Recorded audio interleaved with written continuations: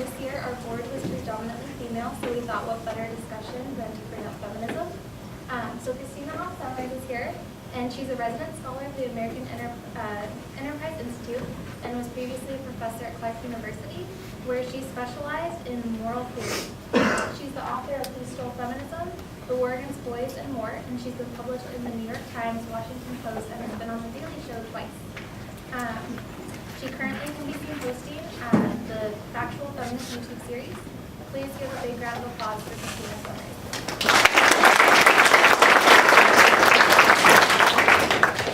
Thank you. I am Christina Sommers from Washington, D.C. enjoying the magnificent weather. I grew up in Southern California. I don't know why I left. I come here.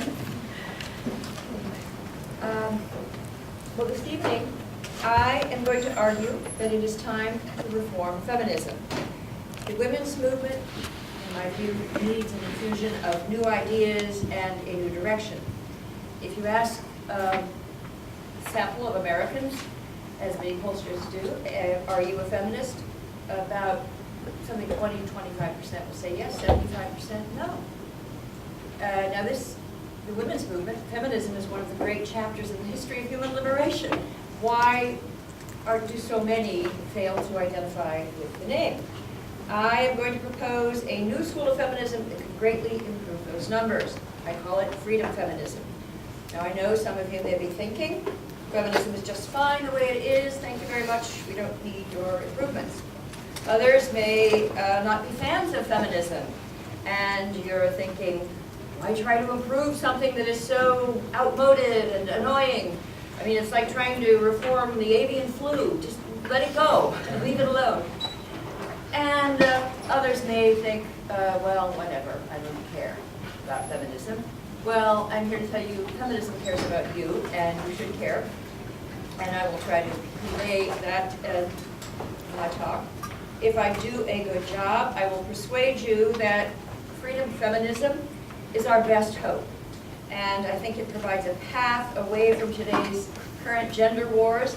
I think it can lead to a more just and happy world. I even think it can give you a happier life as an individual. So, but before I give you this elixir of life, I want to tell you a little bit about myself and my history with feminism.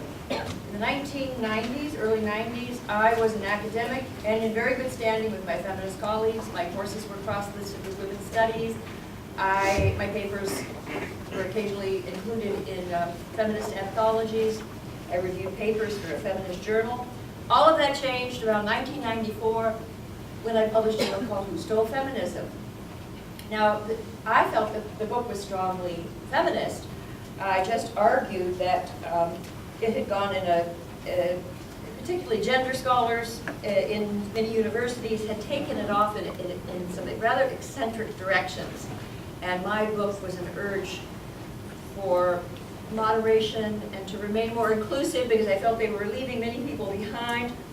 And I also argued that it didn't make sense to talk about any longer, to talk about women as an oppressed class, as subjugated, or to refer to the patriarchy, not when you're talking about the United States. I mean, I wasn't saying women didn't have problems, but men have problems too. It's a complicated mix of burdens and benefits. It's not easy to say if you look objectively at how men are doing and how women are doing. It's hard to say who's doing worse. There are many, many factors to consider. But anyway, in the book I said to speak of the American patriarchy, or to refer to women as second-class citizens was simply wrong. Now, in the book, I tried to show how the movement had taken an eccentric direction, as I said, by gender theorists, and I do mean eccentric. Just to give one quick example, at the time I was writing Who Stole Feminism, a colleague in, well, not at my school, but in philosophy, a feminist philosopher, had dedicated her book, and I was reading this textbook, and it said, this is dedicated to the students in my women's studies ovular in the spring of '91. And I hadn't seen the word ovular before, and I was about to look it up in the dictionary until it occurred to me that I would not find it. She had made it up. She didn't like the word seminar with its root word associated with the very essence of male power. So she invented, well, don't even think about it. She invented it. And it was funny, but as I looked through her book, I realized she wasn't kidding.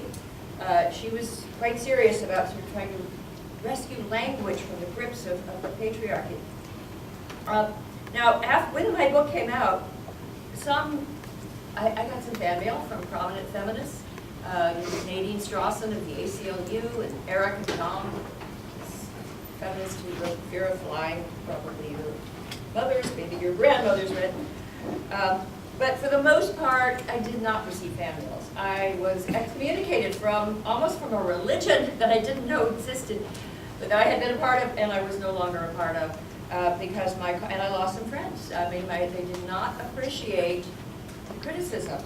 And I was subjected to a colorful attack for my heresies. I was called, if I can remember, a backlasher, a traitor to my gender, anti-woman, even a non-woman on one occasion. Someone referred to Christina Hoff Sommers and Margaret Thatcher, those two female impersonators. Well, I have a photograph of myself with Lady Thatcher, which we do look a little like female impersonators in that photograph, but I am not a backlasher, a traitor, an impersonator. I am a philosopher with a respect for clear thinking, rules of evidence, and I hope I have a strong sense of fairness. So I just spoke out about what I saw as I said, just harsh positions and positions that were attractive to a small group of women, but had left most people sort of not provided a place at the table for most women, and certainly a lot of men. Now,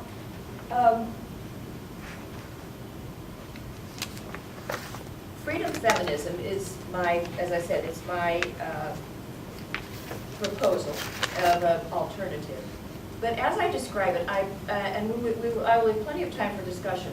I promise you, I am open-minded. I've changed my mind.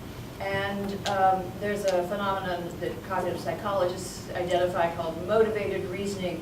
And they find that, I mean, for many years I thought, oh, if I have good arguments and good evidence, and I share those with other people, we can, persuade one another. And it turns out it's not that easy, because this thing called motivated reasoning, or confirmation bias, we're all very open to points of view that confirm what we already believe. And we often use our reason to just reinforce what we know to be true, not to discover the truth, but to prove to ourselves we are right. And then we're very suspicious and rigid when it comes to evidence that contradicts what we think.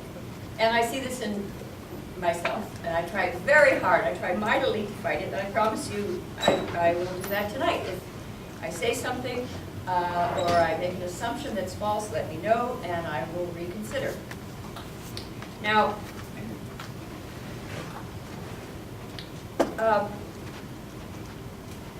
some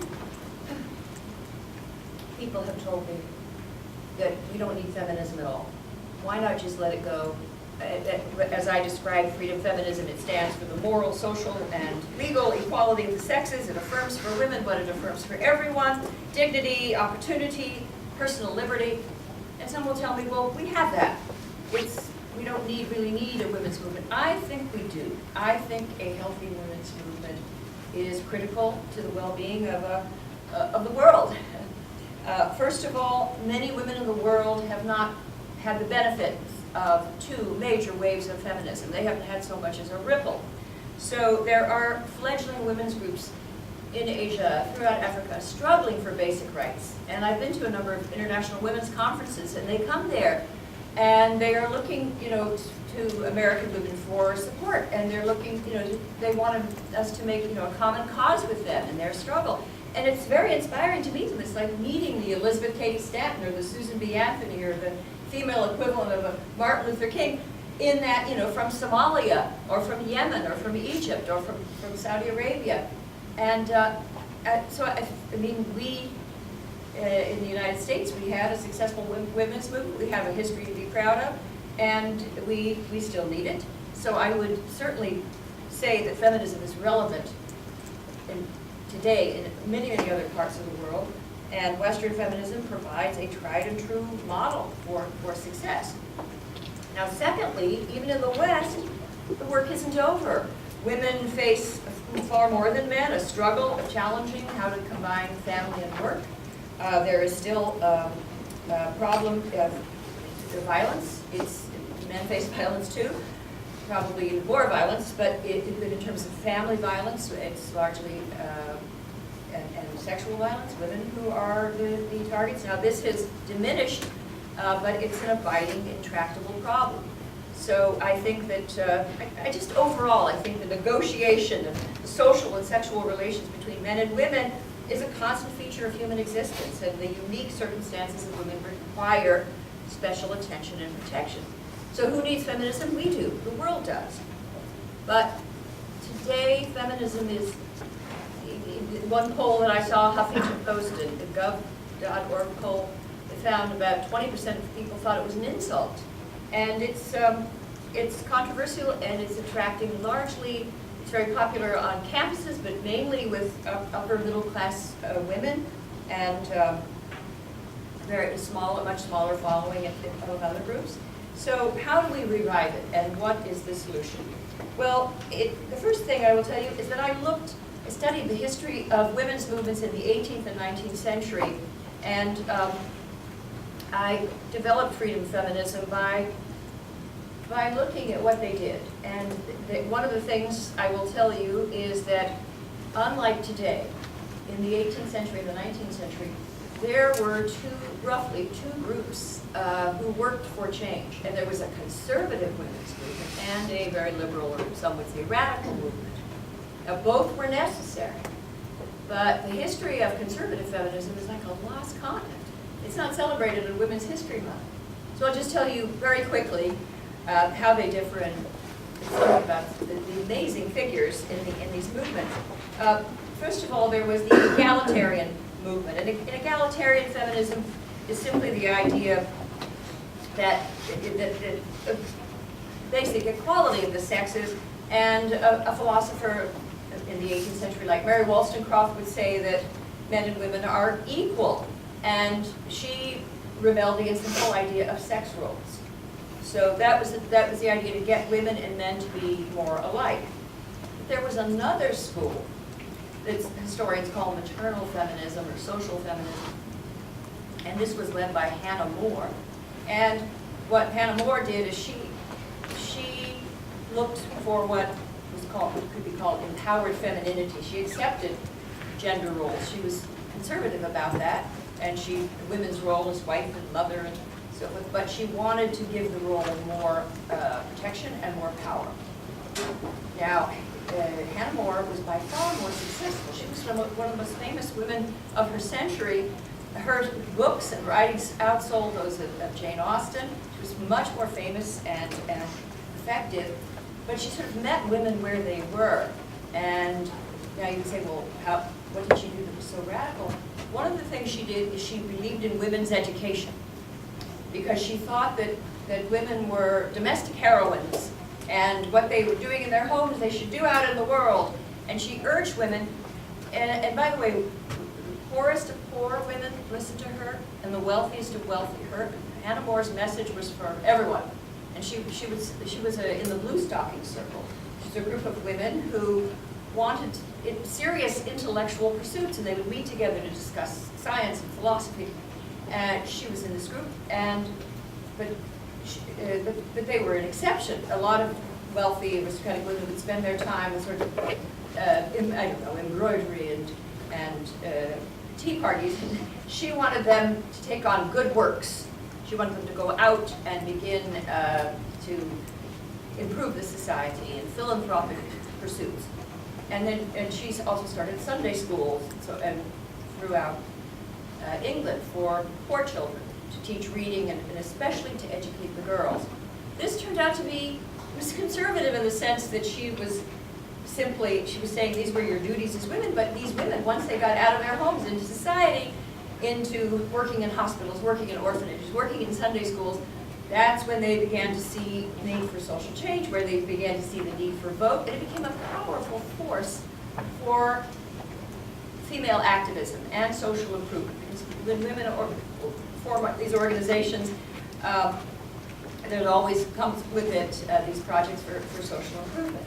And that's what happened. So you have Mary Wollstonecraft, a philosopher, arguing for women's rights from abstract principles of the Enlightenment, applying the Enlightenment to women, and she's very, I mean, I admire both of these women. I'm not saying one, we needed them both. And there's a lot more to say. I wish I could tell you about Mary Wollstonecraft. She led one of the most interesting, exciting lives of the 18th century. It's impossible to conceive how she did it. Traveling around the world, and had a child out of wedlock she took with her, and this American lover, on and on, and created scandals. It took a while for her. She shocked everyone, including other women who agreed with her on women's issues. So it took a while for her reputation to be revived. But I think we all owe her a debt, and then Hannah More as well. Now, Hannah More, very different tradition. Now we go to the 20th century, I mean to the 19th century in America, it happened again. There you had a conservative and a liberal movement around suffrage. If you go and read the great suffragist Elizabeth Cady Stanton and Susan B. Anthony, they will tell you it was disheartening. They faced a lot of defeats. Women would not only not join their cause, women organized against suffrage. It's very unusual for people to organize around their own emancipation. It's curious. That's what they were dealing with. Frances Willard came along. She was the president, she was of the Christian temperance movement. I think of temperance now as a reactionary, I mean, just an outmoded cause of Carrie Nation going to saloons and with her hatchet and wanting to ban alcohol. But under the leadership of Frances Willard, the Christian, this temperance union became again an occasion for good works, and she would inspired women. She was the most beloved woman of the century again, like Hannah More. She was called sort of the mother of the nation. Everyone knew her. She sort of lost to history, but she renamed the ballot. She called it, she didn't just call it the women winning the vote, she called it the home protection ballot. Women have to vote to protect their homes. Now, something in her message just resonated with ordinary men and women. I mean, women were inspired and men were, supportive of their, because it was all sort of, it was almost as if they were riding waves. Both Hannah More and Frances Willard, they were riding waves of convention, but then they would take them in progressive directions. And I found out about a lot of this from a historian and political theorist at Brandeis University, Janet Zollinger-Gila, and she calls it two paths to equality. And she said whenever these two paths, the egalitarians and the more maternalists, they got together, there was progress. And when they were at odds, if they would not, and it's not that they got along with each other. Hannah More and Mary Wollstonecraft did not like each other. And it's not that they were friends, but they were working towards the same purpose with different paths. Now, so as I looked at today, I see a majority of people are disaffected from feminism, or they're afraid of it, or you think of like a women's center on, not this campus, but on some campuses. It's supposed to be a safe place for women, but it tends often to be a safe place only for women with a certain point of view. If you are moderate or traditionally religious or conservative, or heaven forbid you have opinions that are antithetical to standard set of feminist views, it's not a safe place. You don't feel welcome. And that's true in our major women's groups. They've sorted out. They tend to be very, very much from the left of the political spectrum. But there are activists who are conservative who could be a part of a women's movement. So it just suggested to me that there are problems throughout the world of women's oppression, problems in this society, for example, the feminization of poverty. These are concerns of conservative and liberal women. And, or even just the misogyny in the popular culture. Women working together can find solutions. But so how do you bring more people in? So I had this idea of freedom feminism. What I did is I sort of looked at the egalitarian tradition, and I looked at maternal feminism and tried to sort of take what, I mean, we're moderns, we're not going to go back to either of them, but I tried to take what I liked best from both. Now, freedom feminism, it shares with the egalitarians, Mary Wollstonecraft, an aversion to prescribed gender roles. I think that every woman should be free to defect from the conventions of femininity if she wants to, and a man free to defect from the conventions of masculinity. It's just to be forced into this role until we had second wave feminism. There was a very rigid notion of what a woman could do, and it was stultifying for lots of people. But here's the important thing: not for everyone, not for a lot of women.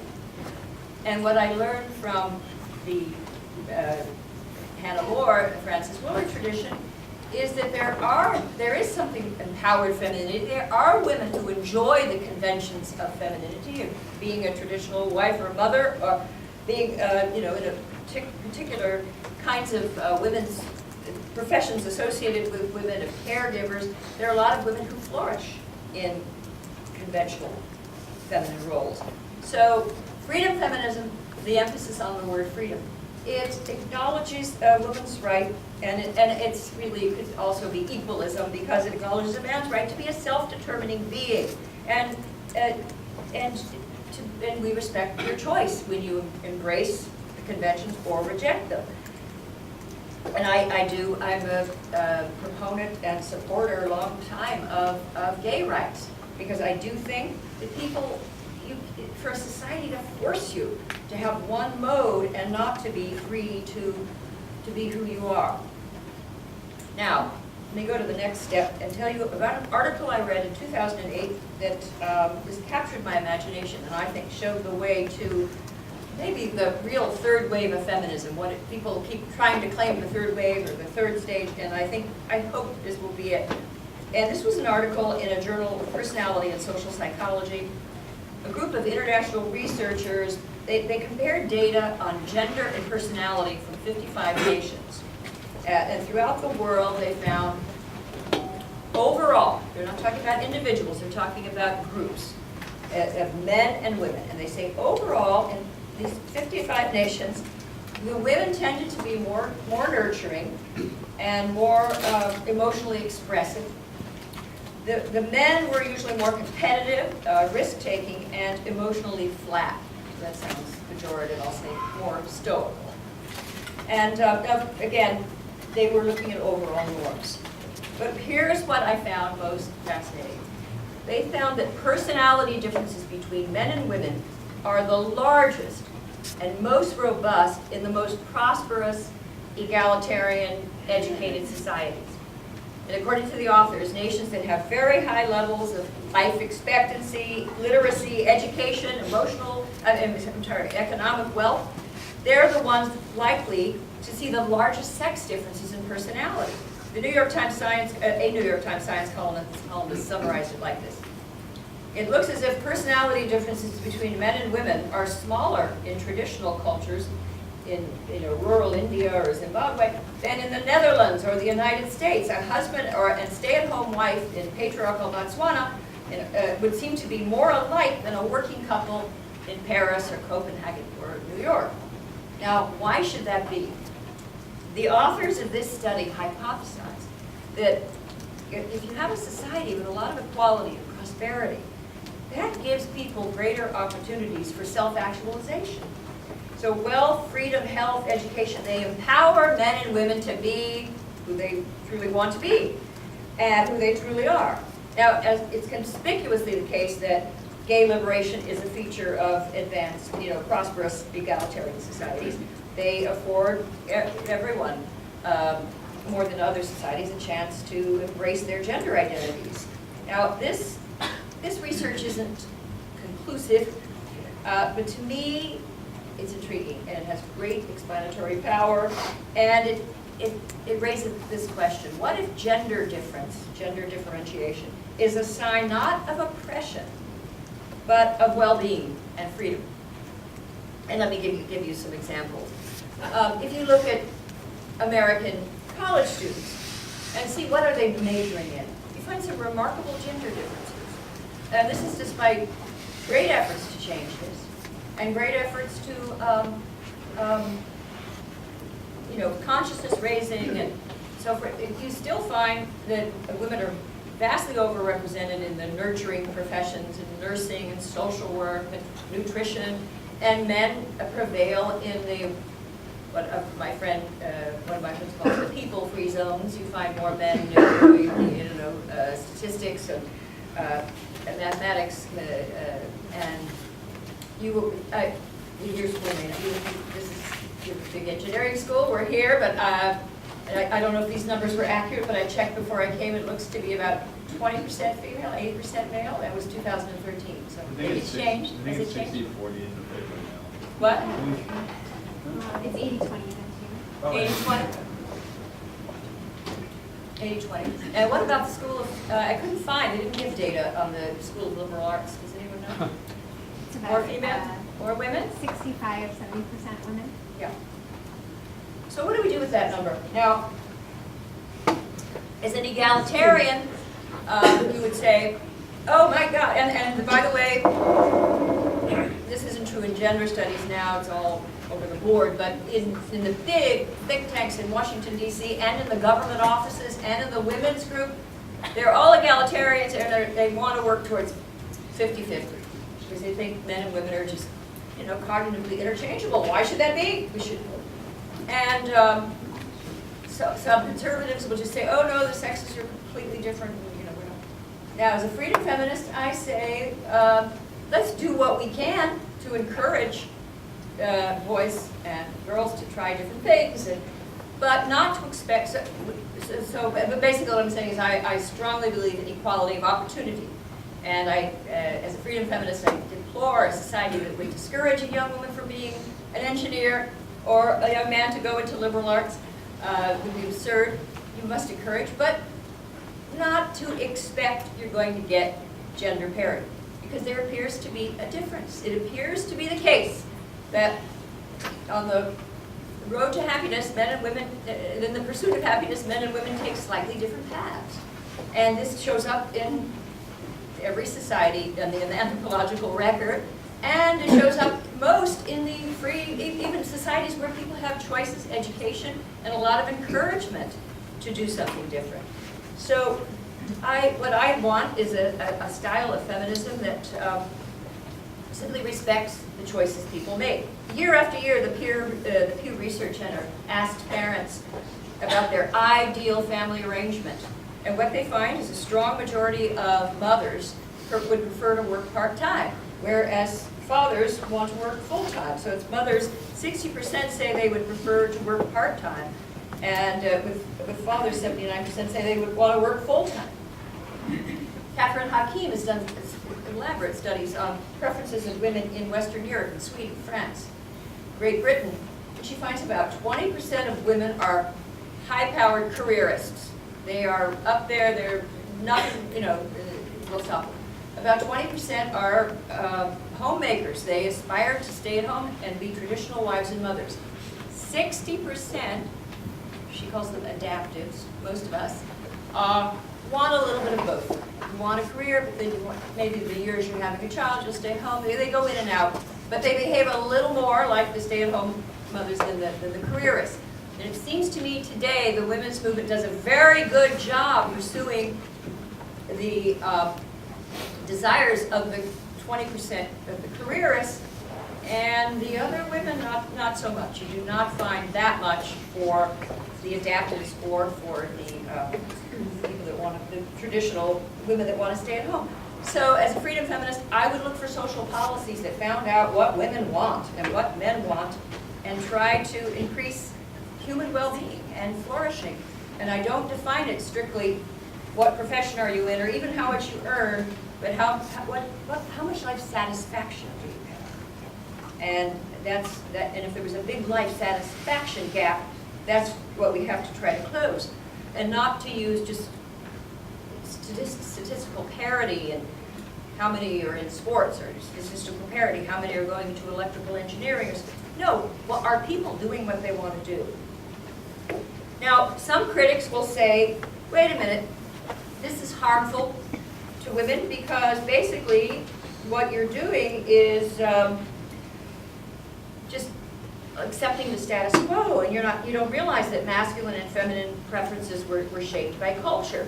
And the fact that there are so many men in engineering in this college, for example, and far more women in liberal arts, those preferences were shaped by forces outside their control, and we have to change the society. And they have lots of recommendations. Going back to the way we raise children, we have to start in the earliest age to get the boys to be nurturers and bond with dolls, and the girls to get the erector set and chain. And this has been going on for a long time. It hasn't worked that well with children's toys. I've tried it, others, parents have tried it. There's a limit to what you can do. And again, I now ask myself, how hard do you try? Of course you try. But then you sort of find out who the child is. And I do believe that your gender, I think we not only have a gender identity, but we also like to be who we are.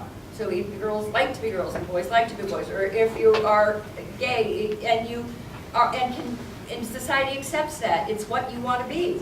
And so that's what I would work for, is more acceptance for people. And what I find is that conservatives are sometimes too intolerant of people who defy the conventions, and sometimes hardline left-wing feminists are very intolerant of people who embody the conventions. And I just say, let freedom ring, right? Let people choose. Now, to this point, well, but how can you say they freely chose? How can you say these liberal arts majors freely chose? Well, I have to say that I believe there are societies where people don't freely choose because they don't have access to education or they have no liberty to do anything. So I think their choices were shaped by the world they live in entirely, and without any exposure to other possibilities. We don't live in that world.